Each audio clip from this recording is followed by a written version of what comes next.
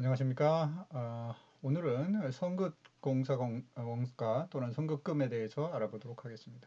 우리가 건설뿐만 아니라 분양까지도 한다고 했을 때는 조금 알아둬야 될 부분들의 항목들이 있는데요. 분양까지 한다고 봤을 때 모델하우스 같은 걸 짓지 않습니까? 그 모델하우스 비용을 분양까지 하는 건설 회사가 있다고 하면 그런 경우에는 이제 분양 단기 비용으로 처리하거나 아니면 선급공사 원가로 해가지고 이후에 이제 점차로 해서 공사 원가로 계산할 수도 있습니다. 이주비를 대여하는 경우가 있는데 재건축, 재개발 이럴 때 이주비를 대여해 준다고 하면 그럴 때 이자 비용 나가는 게 있지 않습니까? 거기서 이자 수익을 차감한 비용은 선급 공사 원가로 처리 가능합니다. 수주비, 수주비의 경우는 계약 체결 가능성과 관련성이 있으면 선급 공사 원가로 처리합니다. 이 같은 경우는 이제 분양을 같이 하는 경우이고요. 중요한 것은 공사 선급금을 이제 회계 처리를 어떻게 하느냐의 부분인데 우리가 완성도 기준에 따라서 어, 진행률을 따라서 이렇게 기성금을 받기로 돼 있다. 이렇다고 봤을 때 선급금은 우리 기성금하고 기성과하고 비례해서 외상대를 상계 처리하는 그런 구조가 됩니다. 그러니까 선급금 지급 시의 회계 처리는 예를 들어서 하도급 대금이 1억인데 그 중에서 공사 착수금이 10%를 지급했다. 그래서 공사 착수금을 우리가 선급금으로 계정 분류를 하죠. 그러면 지급을 했으니까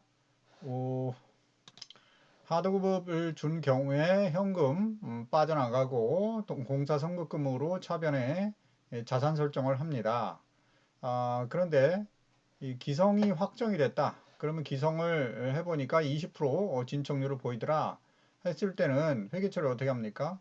기성이 확정되면 예, 공사 외주비라고 해가지고 2천만 원 20%니까 1억에 20% 2천만 원 설정을 하고 외주비라고 그 다음에 외상 매입금 돈 2천만 원을 줘야 되니까 일단 이런 처리를 기성 확정 시에 외상 채무가 발생을 하고 차변에는 비용 처리를 하는 거죠. 기성 확정 시에.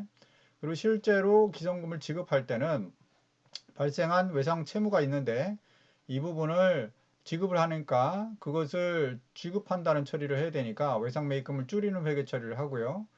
그럴 때 외상 매입금이 실제로 지출되는 금액은 여기서 포인트가 2천만 원이 나가는 게 아니고 실제로는 1,800만 원만 나갑니다.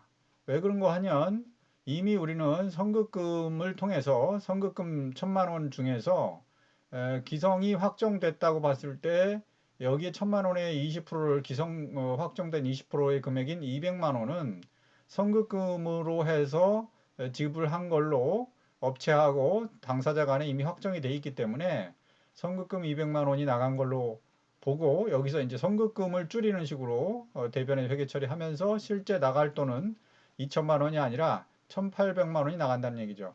그러니까 1,000만 원이 미리 나갔으니까 그 중에 200만 원을 선급금으로 대금 결제한 걸로 회계 처리한다 이런 얘기입니다. 근데 이제 이 선급금은 회계 처리는 이렇지만 선급금 자체를 기업 진단의 측면에서 봤을 때 선급금은 이게 과연 자산이냐 이렇게 봤을 때 기본적으로 자산이 아니다 이렇게 봅니다. 부실 자산으로 봅니다. 그러니까 왜냐하면 건설업에서 선급금이 꼭 건설공사에 쓰인다는 보장이 없기 때문에 일단은 부실 자산으로 봅니다. 근데 이제 건설업에 직접 사용했다라고 하면 그것은 입증을 해야 된다는 그런 취지입니다. 입증을 하면 실질 자산으로 봅니다. 그래서 건설업에 직접 사용하기 위해 취득 중인 유형 자산이다. 즉, 그 건설 중인 자산, 건설업에 사용하기 위한 자산이나 주택건설용 토지에 주택건설용 토지를 구입하기 위해서 지급한 계약금, 뭐 계약서가 있겠죠. 입증을 해야 되니까 원재료 구입 대금 중 선지급한 금액, 원재료의 그러니까 뭐 원재료 구입 대금에 쓰였다든가 그런 입증 또는 하도급 대금의 성금 중 기성금으로 미정산된 금액. 자, 하도급 대금의 성금인데 하도급 대금에 쓰였다는 건 공사 관련해서 쓰였다는 얘기죠. 성금 중에서 기성금으로 정산됐다는 얘기는 외상 매입금과 상기처럼 이렇게 상계되니까 그 부분으로 빠질 거고, 나머지 남아있는 성금 이거 실제성이 확인되면, 실제는 공사 선급금으로 썼고 당사자 간의 계약서에 어떤 공사에 대한 하도급 대금이다 이렇게 나오겠죠.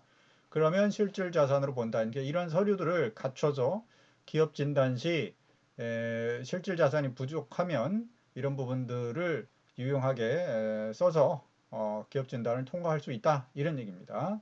이상 오늘은 공사 선급금에 대해서 기업 진단의 의미와 회계 처리, 뭐 공사 선급 원가로 분류하는 몇 가지 항목들에 대해서 살펴봤습니다.